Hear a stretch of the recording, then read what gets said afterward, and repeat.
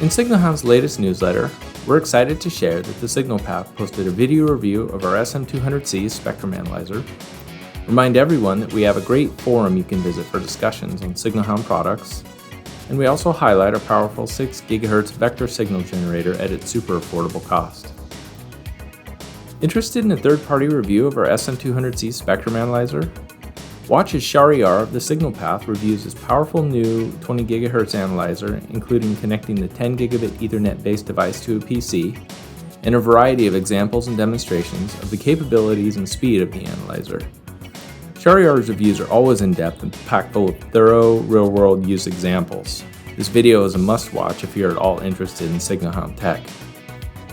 If you're considering purchasing any Signal Hound gear, have questions about products, or want to see the amazing support we provide to all of our customers, check out our online forums and see what your peers are talking about. Our engineers work with you directly to answer your questions, and you can visit the forum and join the discussion anytime at signalhound.com/support/forums. And finally, as one of Signal Hound's most popular products, the VSG68 offers the performance and agility of a serious vector signal generator, but at a fraction of the cost.